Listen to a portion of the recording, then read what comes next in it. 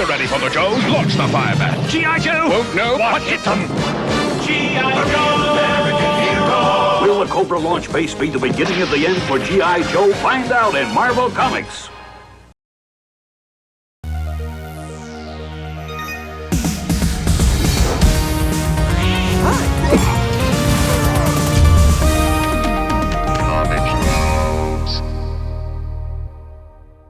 Hello, welcome to Comic Tropes. I'm your host, Chris. If you've ever been curious about what made me personally go from being a casual comics reader to being a super fan, I'd actually have to point to one person, Mike Zeck. Mike Zeck's artwork was what captured young Chris's eye on titles like Spider-Man and G.I. Joe. It just had so much going on that I liked.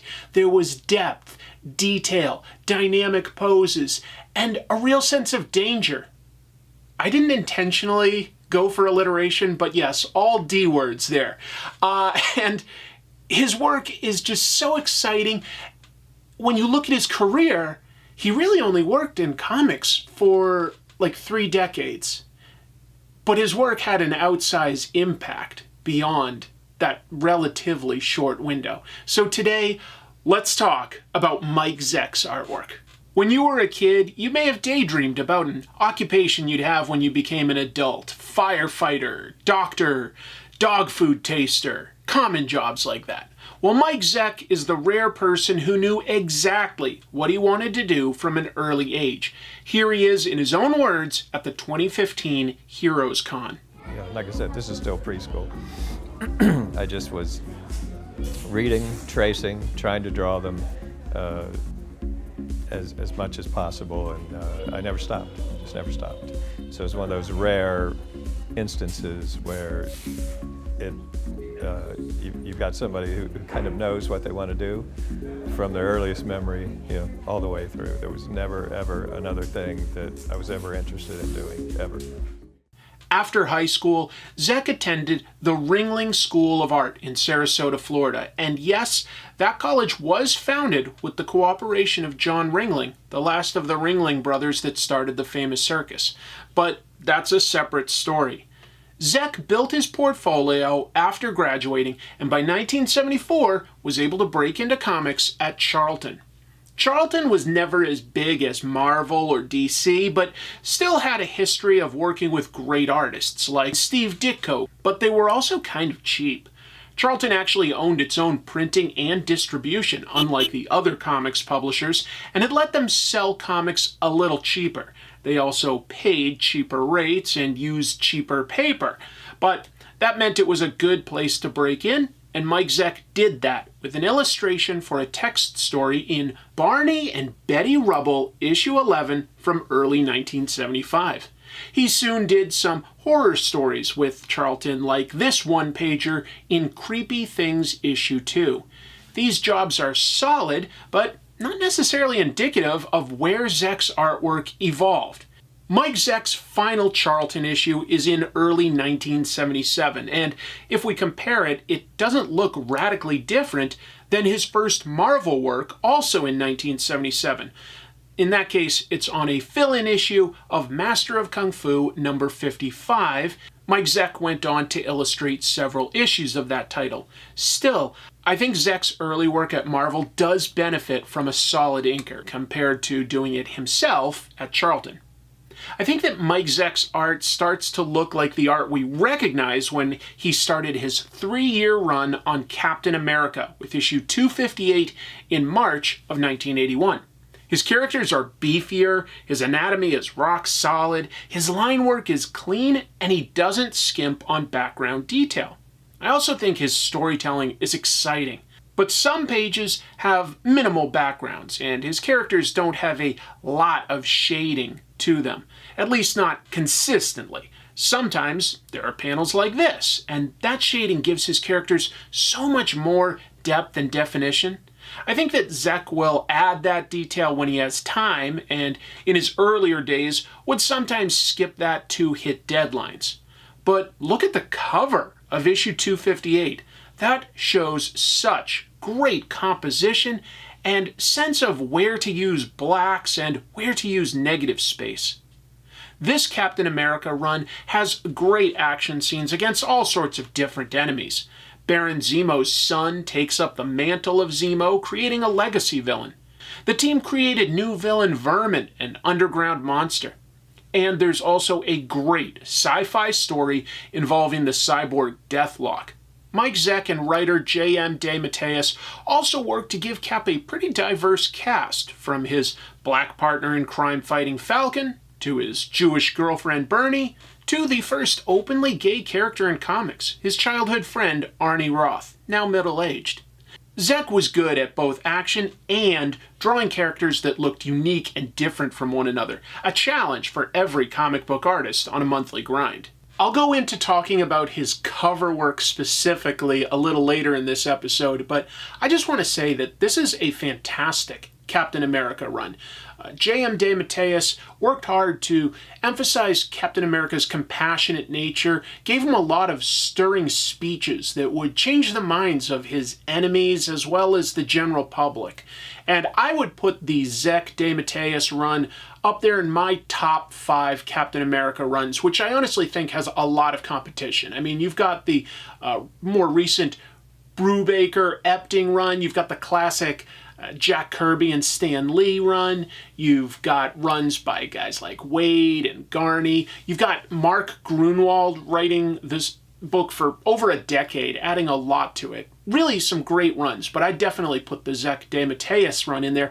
I will point out, it kind of ends out of nowhere. There's no big finale because J.M. DeMatteis had actually pitched a story that got approved by the editor where Captain America was going to try pacifism.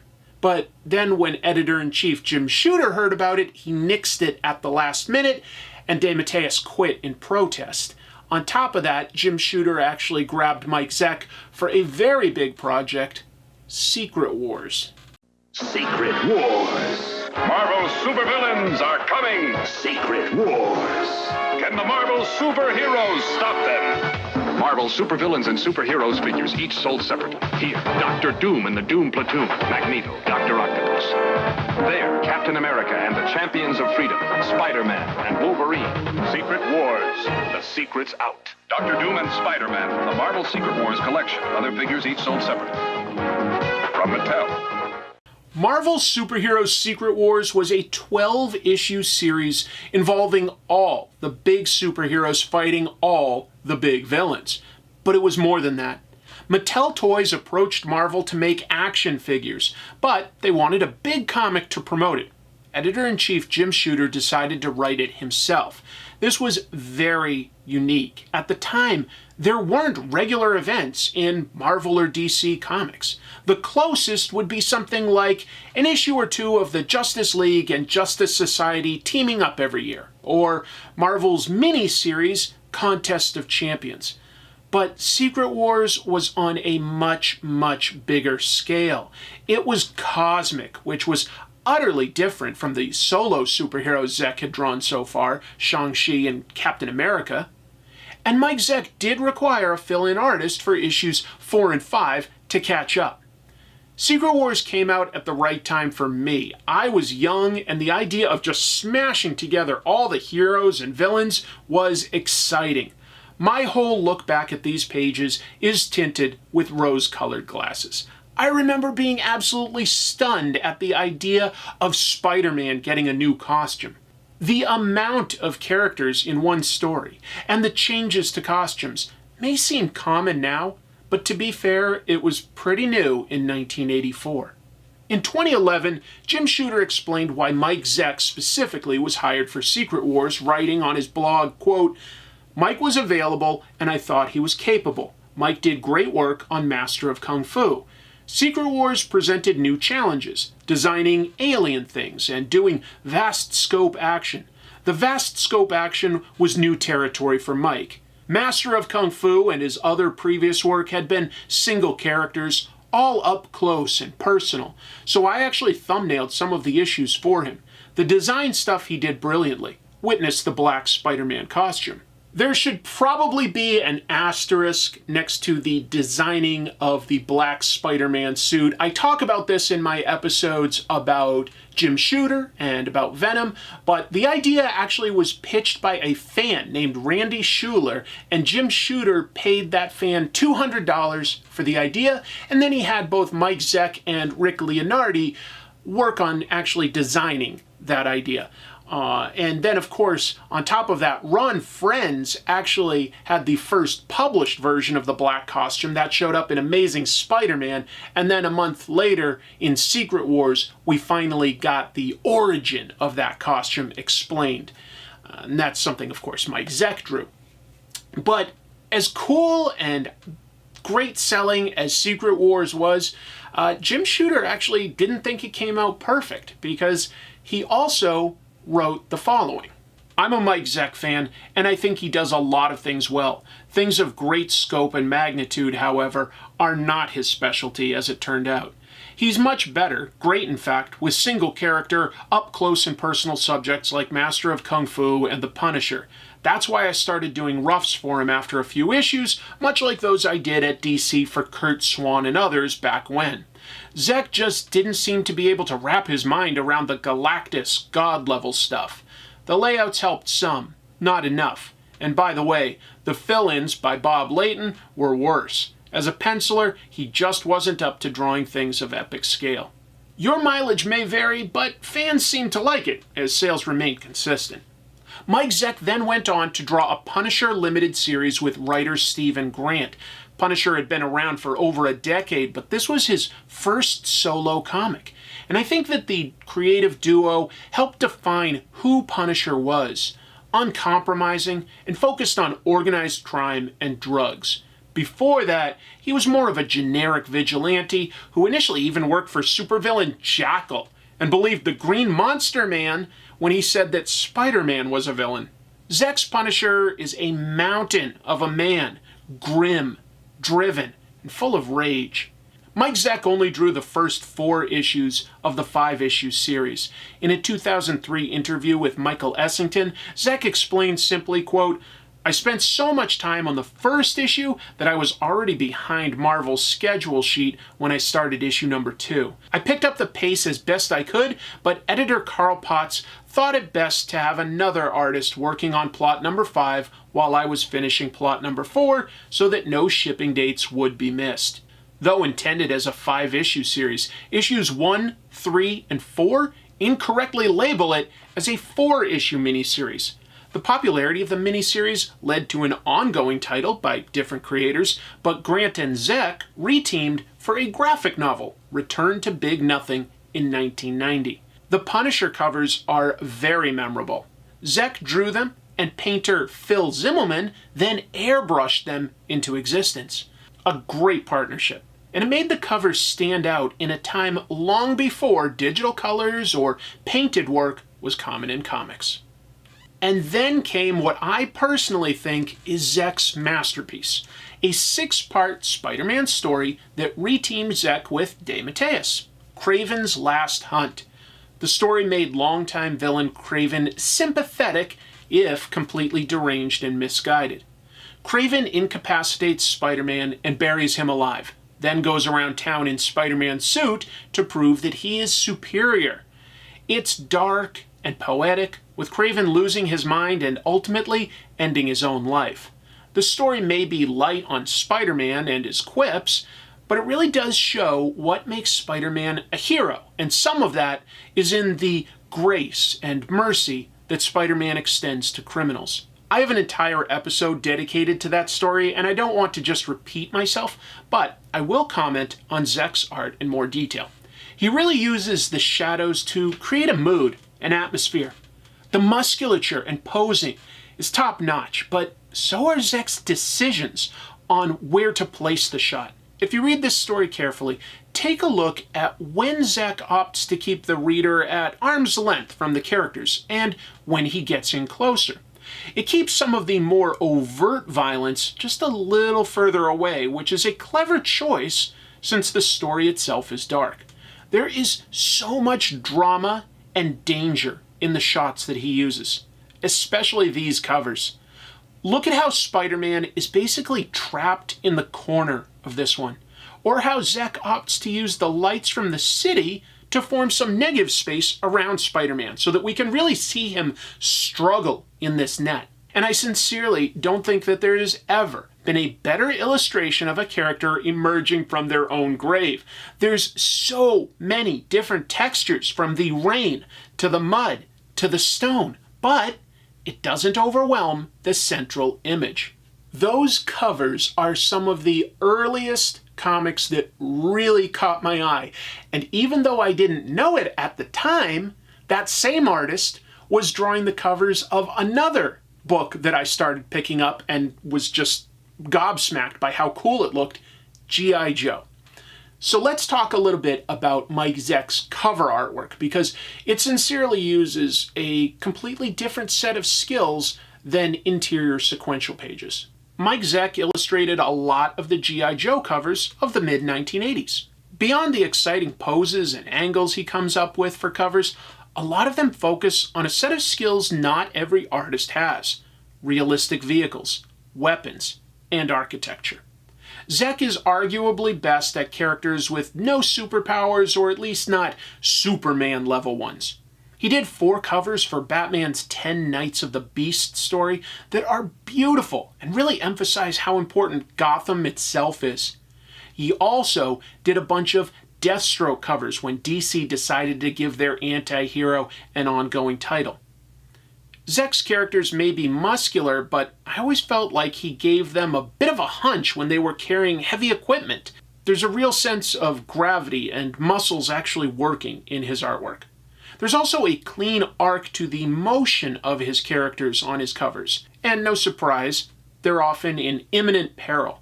My favorite is this issue of G.I. Joe. It's so simple. Snake Eyes and Scarlet are 2 of the most competent members of G.I. Joe, but walking through a minefield at dusk would level the playing field for anyone, and it looks like they're walking so carefully. Zeck talked about his covers versus interiors in that interview with Michael Essington I mentioned, saying, quote, "The cover work was fun, and it gave me a chance to work with characters that I didn't otherwise have a chance to work on as a story artist. As far as a preference, I suppose I'd give the slight edge to covers over interiors, just because I could finish a cover in a couple of days compared to a month or more for interior work." Zeck is good at balancing realistic details and shading with pretty darned expressive faces. He clearly has a large reference file for things like guns, but the emotions on his characters is pure imagination, a great mix of artistic skills.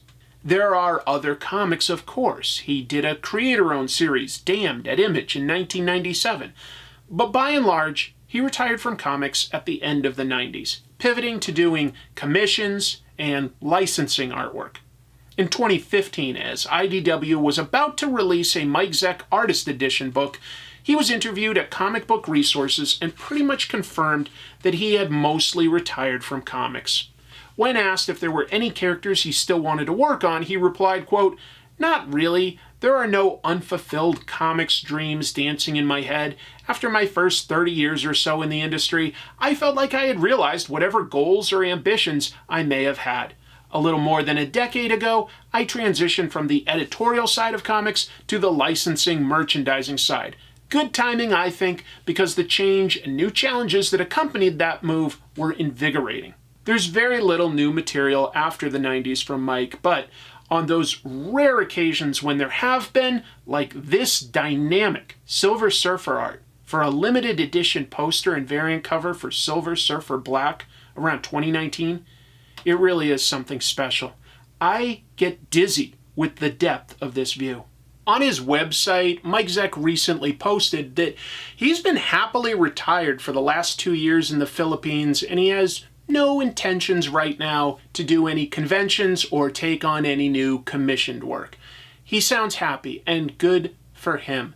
That's really nice to hear. So, one thing I haven't mentioned yet is that his work really probably reached a wider audience than the typical comic book artist of the time and seeped into the general public's consciousness. Let me explain. For starters, Secret Wars was a big toy line.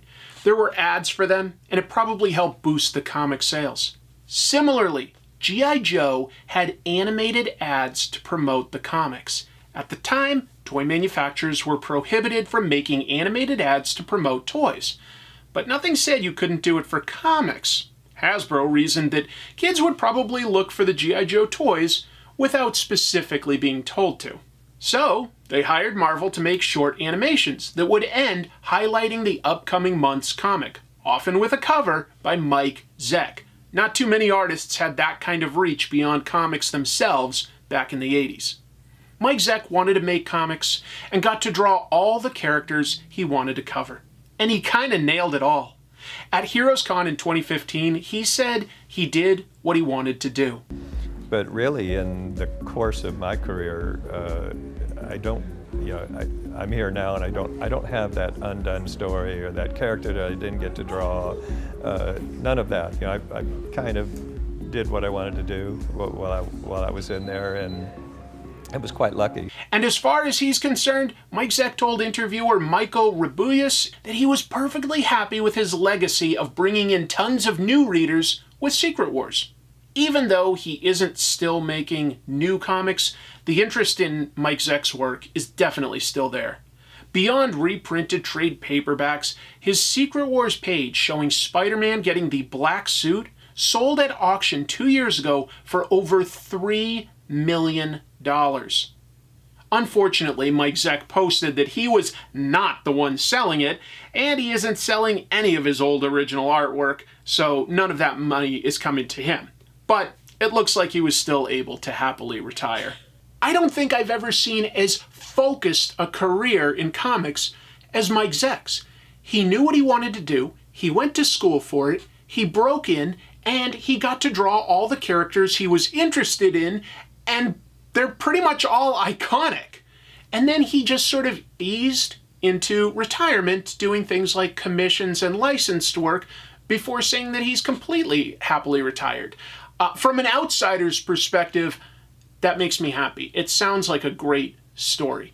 And on a personal level, I'll just say, Mike Zeck is somebody I'll probably never get to thank in person, but really is the first person that got me to notice comics. I mean, covers sell comics, and his covers on Kraven's Last Hunt for Spider-Man and those G.I. Joe issues, that was what got me really intentionally picking them up and excitedly just digesting it all.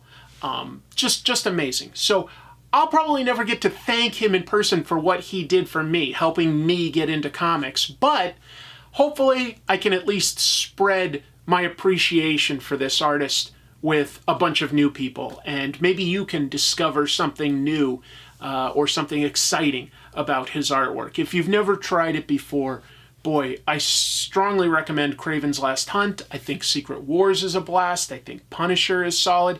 And that IDW Artist Edition, that's a great way to really look at the techniques he uses and appreciate the different inkers that worked on his work and what they did, you know? Guys like John Beatty and, I don't know, that's the first one that always comes to my mind, actually, when I think of Mike Zeck. But he's worked with a lot of top-tier artists, and they all sort of emphasize different aspects of his work. That is an interesting angle to look at once you really appreciate Mike Zeck's art.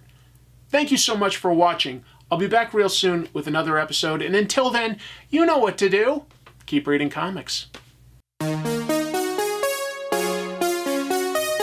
Thank you everybody for watching this episode. It means a lot to me. I always love to give myself some plugs at the end here. So one that would really help the channel is just hitting things like and subscribe, and maybe even that notification bell, because YouTube does not always want to tell you a new episode is out, even if you're subscribed, unless you hit that notification bell. That stuff all helps the channel if you really want to help. Again, there is a Patreon. Thank you to all my wonderful supporters on Patreon and on YouTube. Couldn't make the show without you. I tell you all the time, but it's real, and I hope you know that. I will also say, I've been a little slow on comic tropes, and anybody that's been watching this channel for a while knows that I struggle with some sincere and serious depression issues, and it hasn't been great lately, for a variety of reasons that, you don't care about that much, but it does slow me down a little bit, and so I just try to at least emphasize the overall quality. I'm trying to slowly improve aspects of the show, looking to get some new equipment to get better sound for all of you. That's happening, but yeah, it's been pretty serious. I don't want to bring anybody down, but it's been pretty bad. But I'm here, and I'm keeping busy, and I'm talking to my friends and family, and trying to do everything right, calling the right emergency numbers when things get really bad. Don't want to go away. But I will also say, if you want more content, it's a lighter lift for me. I've got a second channel where I do a weekly live show recapping comics and comics news. That channel is called Pros and Cons. Also have a movie review show there with professional artist Jim Mafood, where we look at trash movies. Thanks so much, everybody. Hope you enjoy. Take care of yourselves. You're important.